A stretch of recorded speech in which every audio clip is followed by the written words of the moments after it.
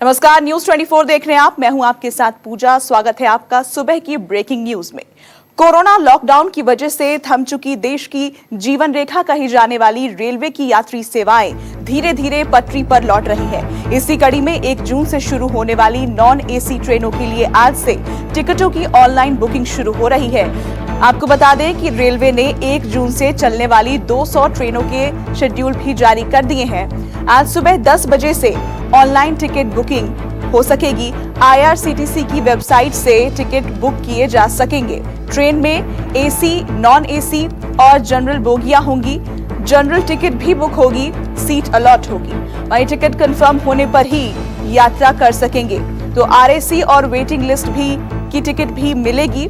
Waiting list ticket पाने वाले यात्री जो है वो यात्रा नहीं कर सकेंगे। तत्काल और प्रीमियम तत्काल की सुविधा फिलहाल नहीं रहेगी। स्टेशन पर फूड प्लाजा समेत सभी स्टॉल खुलेंगे।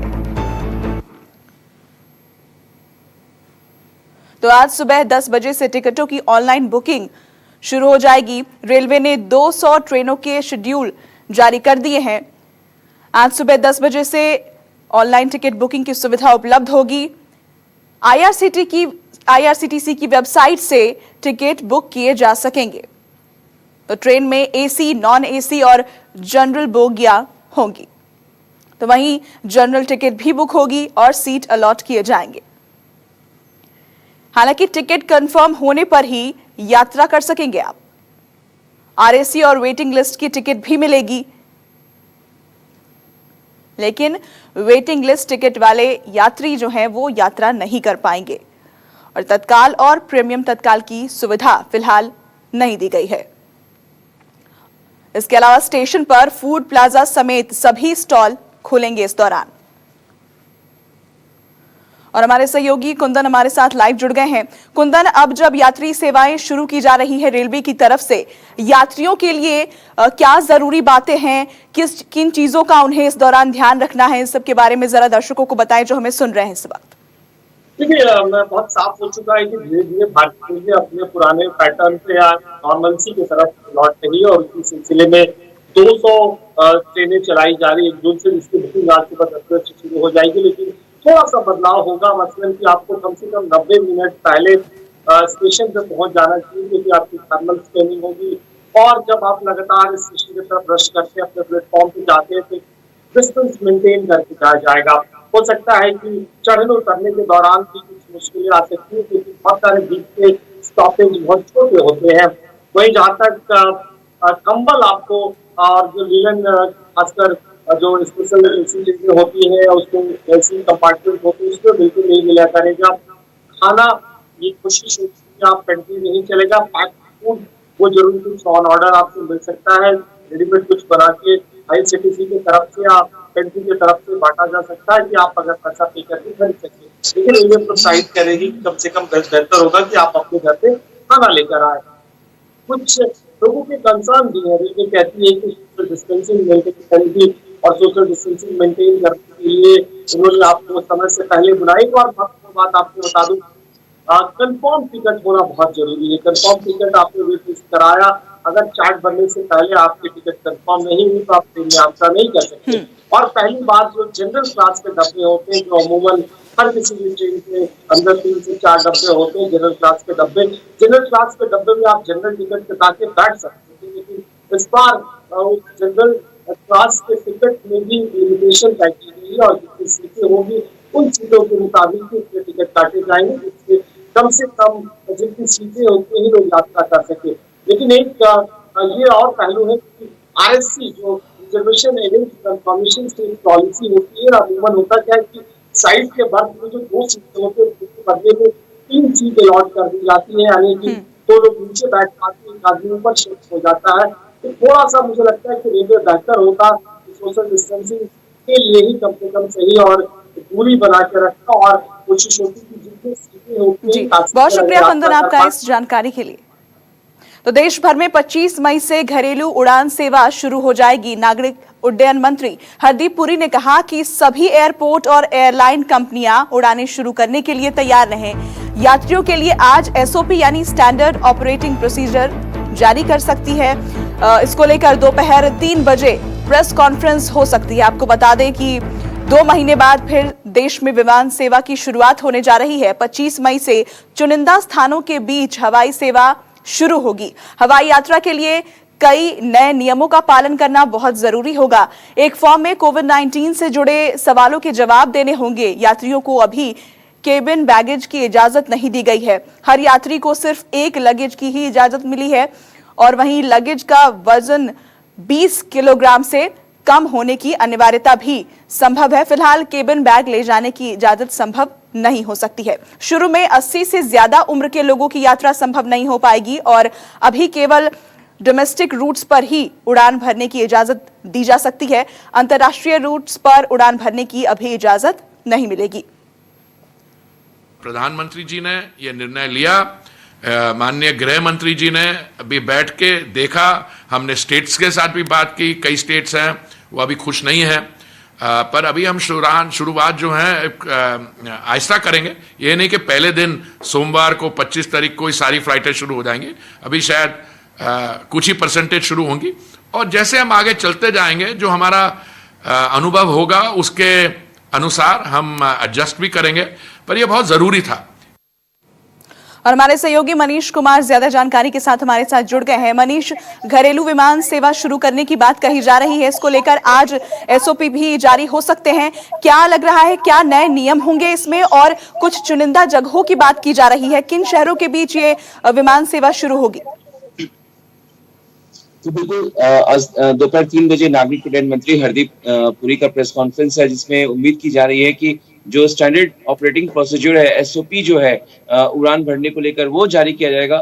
इससे पहले मंत्रालय ने एक ड्राफ्ट एसओपी जारी किया था जिसमें तमाम एयरपोर्ट ऑपरेटर है, जीएमआर है, जीवीके है, जो एयरपोर्ट्स को ऑपरेट करते हैं, उनसे सलाह मांगी गई थी, एयरलाइन से सलाह मांगी गई थी, जो एविएशन सिक्योरिटी विकास है उससे भी सलाह मांगी गई थी और इसके बाद जो है सभी लोगों ने अपनी तरफ से सुझाव सरकार को दे दिए हैं। एक खाका नजर आया, उसमें यह है कि हर यात्री को सोशल डिस्टेंसिंग का पालन एयरपोर्ट पे करना होगा, मास्क पहनना होगा, आपको उनको सैनिटाइजर ले जाने की इजाजत दे दी गई है, जो हमारे सूत्र बता रहे हैं। साथ ही साथ आपको बता दें कि इसके अलावा हैंड बैगेज अलाउड नहीं होगा। हैंड बैगेज लेके, जैसे आप देखते थे छोटा बैग लेके लोग सफर करते थे फ्लाइट के अंदर, वो अलाउ नहीं होगा। केवल एक लगेज अलाउ होगा, वो भी 20 केजी से ज्यादा उसका वजन नहीं होना चाहिए। जाहिर तौर पर ये तमाम बातें हैं जो कि ड्राफ्ट एसओपी में शामिल था। उम्मीद की जा रही है कि फाइनल जो एसओपी होगा उसमें भी यही बातें होंगी। जहां तक चुनिंदा शहरों की बात करूं तो उन शहरों को जरूर वहां तक फ्लाइट शुरू होगी जो ग्रीन जोन में है। केरल जो है वहां पे, केरल के तिरुवनंतपुरम है, कोची है, ये तमाम शहर जो है वहां पे फ्लाइट शुरू हो जाएंगी। रेड जोन जो है बहुत वहां पे दिक्कत हो सकती है, वहां पे शुरू ना हो। लेकिन हालांकि आपको बता दें फिलहाल केवल घरेलू जो सेवा है उसके लिए विमान एयरलाइन शुरू की जा रही है। विदेशों के लिए अभी वक्त लगेगा। कई देशों में अभी कोरोना संक्रमण का मामला लगातार बढ़ता जा रहा है। कई देशों में मनीष, एक एयरपोर्ट पर सोशल डिस्टेंसिंग का पालन होगा, लेकिन फ्लाइट के अंदर क्या ये मुमकिन है कि लिमिटेड यात्री ही यात्रा करेंगे? देखिए, आपको बता दें फ्लाइट के अंदर जैसे ये लगातार ये कहा जा रहा था कि क्या 3 सीट्स होते हैं, उसमें क्या बीच की सीट खाली होगी, तो हमारे सूत्र बता रहे हैं कि बीच की सीट फिलहाल खाली नहीं होगी। अभी भी आपको बता दें कि एयर इंडिया जो विदेशों से वंदे भारत मिशन के तहत जो तमाम भारतीयों को वापस देश में लेके आ रहा, उसमें कोई बीच की सीट खाली नहीं रखी गई है। तो जाहिर तौर पर घरेलू विमान सेवा जो है शुरू होगी, उसमें बीच की सीट खाली नहीं रखी जाएगी, जो हमारे सूत्र बता रहे हैं। आज दोपहर तक स्थिति स्पष्ट हो जाएगी जब नागरिक उड्डयन मंत्री प्रेस कॉन्फ्रेंस करेंगे, लेकिन फिलहाल अभी तक ये सुविधा नहीं दी गई है। तो आने वाले समय में भी जब 25 तारीख को विमान सेवा शुरू होगी घरेलू डोमेस्टिक रूट्स के लिए, उसमें भी ये सुविधा नहीं दी जाएगी। जाहिर तौर पर सरकार फिलहाल इसको, न रेलवे में हमने देखा कि बीच का बर्थ खाली जा रहा, तो लगता नहीं कि सरकार इस पे विचार कर रही है। जाहिर तौर पर एयरलाइंस लगातार इस बात की मांग कर रही है। अगर बात टिकट की कीमतों की करें तो क्या उसमें भी इजाफा संभव है? देखिए, टिकटों की जो कीमत की बात है, जाहिर तौर पर क्योंकि एयरलाइंस अगर बहुत चुनिंदा शहरों में अगर ये शुरू किया जा रहा है, हालांकि एक अच्छी चीज आप देखिए इस बात को, एटीएफ की जो प्राइसेस है, हवाई ईंधन की जो प्राइसेस है वो बहुत कम है। अंतर्राष्ट्रीय बाजार में हवाई ईंधन, क्योंकि हवाई ईंधन सबसे ज्यादा लागत आता है एक एयरलाइंस के लिए, वो बहुत अभी कम है। तो ये कहना कि हवाई टिकट बहुत ज्यादा महंगा होगा, ये अभी थोड़ी जल्दबाजी होगी, क्योंकि हवाई ईंधन की कीमत बहुत कम है। अंतर्राष्ट्रीय बाजार में कच्चे तेल की कीमत बहुत कम हो गई है, तो इस वजह से हवाई किराया बहुत ज्यादा महंगा होना, इस बात की फिलहाल उम्मीद नहीं है। लेकिन देखना होगा जब एयरलाइंस जब उड़ान भरना शुरू करते हैं, ये बहुत, आप देखिए, मांग पे भी डिपेंड करता है, क्योंकि यहाँ पे डायनेमिक प्राइसिंग एयरलाइंस में भी होती है, रेलवे में होती है, बाद में रेलवे में शुरू हुई, लेकिन एयरलाइंस में डायनेमिक प्राइसिंग होती है, मांग के अनुसार जो है कीमत बढ़ती जाती है। तो ये देखना होगा, मांग पे डिपेंड करता है। लेकिन बिल्कुल, आप इस खबर पर अपनी नजर बनाए रखिए। फिलहाल बहुत शुक्रिया मनीष आपका इस अपडेट के लिए। और यूपी कांग्रेस के अध्यक्ष अजय कुमार लल्लू को 14 दिनों के लिए जेल भेज दिया गया है। आगरा पुलिस से उन्हें अपने हवाले किए जाने के बाद लखनऊ पुलिस ने देर रात मजिस्ट्रेट के सामने पेश किया। इससे पहले सिविल अस्पताल में उनका मेडिकल कराया गया। पुलिस ने विधानसभा अध्यक्ष को भी अजय कुमार लल्लू की गिरफ्तारी की जानकारी दे दी है। आपको बता दें कि मजदूरों के लिए कांग्रेस की तरफ से बस मुहैया कराने के मामले में उनके खिलाफ हजरतगंज थाने में धोखाधड़ी की एफआईआर दर्ज की गई थी।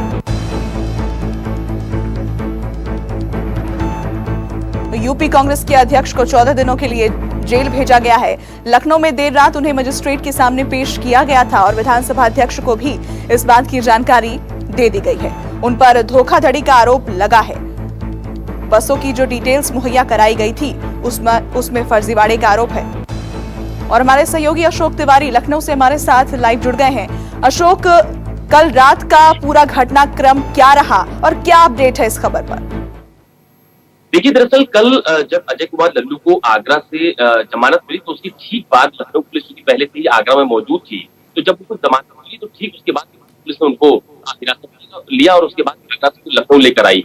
देर रात लखनऊ लाया गया और भाऊराव देवरस हॉस्पिटल जो लखनऊ का है महानगर में, वहां पर उनका मेडिकल कराया गया और उसके बाद कोरोना की जांच करवाई गई। और उसके ठीक बाद तमाम सारे जो कांग्रेसी नेता थे वो महानगर पहुंचने लगे थे। कांग्रेस विधानमंडल की जो नेता है आराधना मिश्रा, वो भी पहुंची थी और तमाम सारे कांग्रेसी नेताओं का जमावड़ा जो भाऊराव देवरस हॉस्पिटल था उसके बाहर लगा रहा। लेकिन चूंकि पुलिस बहुत ज्यादा संख्या में वहां पर लगाई गई थी, फोर्स बड़ी संख्या में तैनात की गई थी, लिहाजा किसी की अजय कुमार लल्लू से मुलाकात नहीं हो पाई और उसके बाद उनको मजिस्ट्रेट के सामने पेश किया गया। 14 दिनों के लिए फिलहाल उनको जेल भेज दिया गया है। लेकिन सबसे खास बात यह है कि आप इस पूरे घटनाक्रम पर नजर डालिए तो कांग्रेस की तरफ से श्रमिकों को बस उपलब्ध कराए जाने का मुद्दे को लेकर कांग्रेस अभी भी पूरी तरह से एग्रेशन के मोड में है। बहुत आप कह सकते हैं कि जबरदस्त कांग्रेसी कार्यकर्ताओं में उत्साह देखने को मिल रहा है, क्योंकि ये एक ऐसा मुद्दा है जिसके कारण कांग्रेस के तमाम सारे कांग्रेस कार्यकर्ता जो हैं वो सड़कों पर उतरे।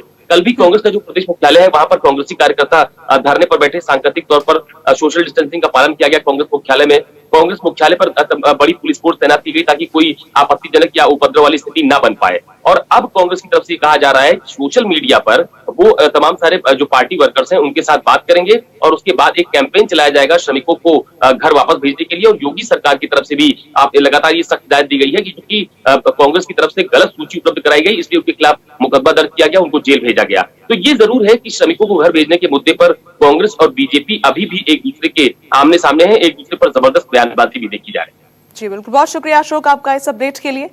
और लॉकडाउन 4 के दौरान लखनऊ में आज से नई व्यवस्था लागू हो रही है। इसके तहत कई बाजार बंद रहेंगे। कैसरबाग थाना क्षेत्र स्थित 5 कंटेनमेंट और बफर जोन के नजदीक स्थित बाजार जो है वो बंद रहेंगे। अमीनाबाद बाजार और उसके आसपास का पूरा इलाका, लाटूश रोड की दुकानें, नजीराबाद रोड की दुकानें, बीएन रोड में कैसरबाग चौराहे से बापू भवन चौराहे तक, कैंट रोड में बर्लिंगटन चौराहे से कैसरबाग चौराहा, कैसरबाग चौराहे से कैसरबाग बस स्टैंड चौराहे और मौलवीगंज चौराहे से रकाबगंज चौराहे की दुकानें, हावेट रोड, लालबाग और उसके आसपास के सभी बाजार, जय हिंद मार्केट, ये सभी बंद रहेंगे। इसके अलावा चौक थाना क्षेत्र स्थित कंटेनमेंट और बफर जोन के नजदीक के कुछ बाजार और दुकानें और कैंट थाना क्षेत्र में स्थित कंटेनमेंट जोन और बफर जोन के नजदीक जो बाजार हैं और कुछ दुकानें हैं, निशांतगंज में सब्जी मंडी और उसके आसपास के सभी बाजार जो हैं वो इस दौरान बंद रहेंगे।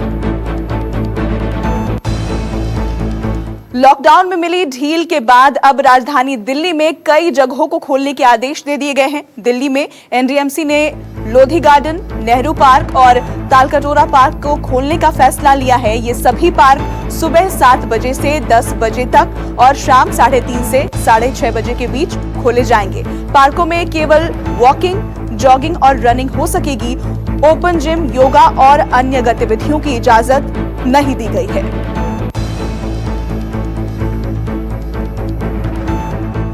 दिल्ली में 4 पार्क को खोलने का फैसला लिया गया है और इसके लिए समय भी निर्धारित कर दिए गए हैं। बढ़ते आगे, कोरोना संक्रमण को देखते हुए भोपाल मसाजिद कमेटी ने ईद के मौके पर सोशल डिस्टेंसिंग बनाए रखने को कहा है।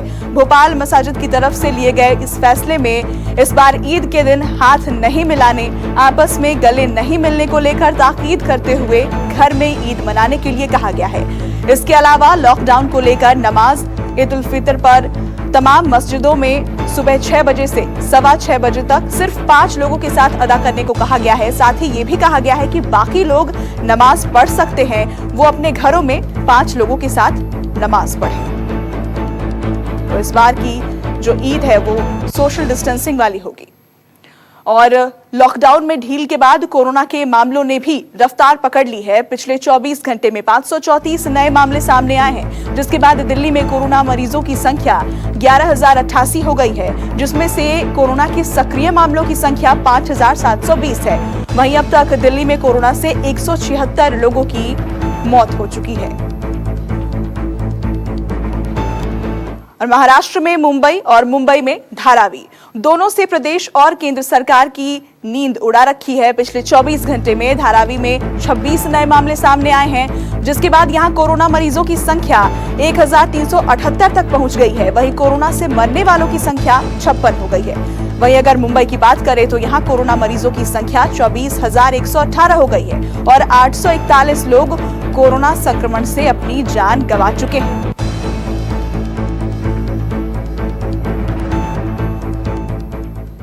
वहीं महाराष्ट्र राज्य की बात करें तो कोरोना का कहर लगातार वहां जारी है। पिछले 24 घंटों की हम बात करें तो 2,250 नए केस सामने आए हैं और इसी दौरान 65 लोगों की कोरोना से मौत भी हुई है, जिसमें से 41 लोगों की मौत केवल मुंबई में हुई है। वहीं अब तक 13 पुलिसकर्मी भी कोरोना से अपनी जान गंवा चुके हैं। अब राज्य में कुल कोरोना मरीजों का आंकड़ा जो है 39,000 के पार पहुंच चुका है।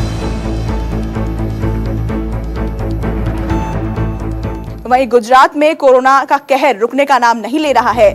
24 घंटे में यहां 398 नए मामले सामने आए हैं और इसी दौरान 30 लोगों की मौत हुई है, जिसके बाद राज्य में संक्रमितों की संख्या बढ़कर 12,539 हो गई है। वहीं गुजरात में कोरोना से अब तक 749 लोगों की मौत हो चुकी है।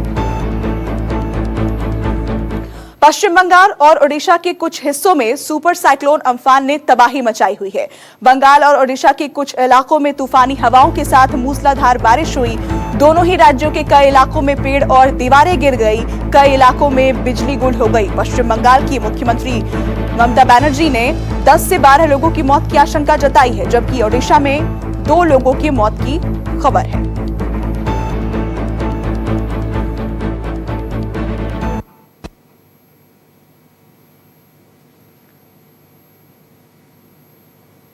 तो चक्रवाती तूफान अम्फान से का कहर लगातार जारी है। पश्चिम बंगाल और ओडिशा दोनों ही जगहों पर 2 तस्वीरें हम आपको दिखा रहे हैं। ओडिशा में 2 लोगों की मौत की खबर है और वहीं पश्चिम बंगाल में 10 से 12 लोगों की मौत की आशंका जताई जा रही है।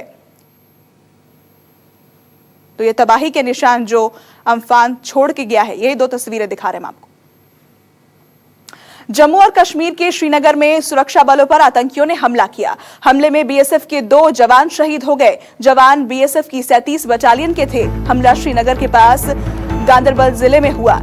जम्मू कश्मीर पुलिस के आईजी विजय कुमार ने कहा कि बीएसएफ के 2 जवान जो ड्यूटी का हिस्सा थे, पास की दुकान से कुछ खरीदने गए थे।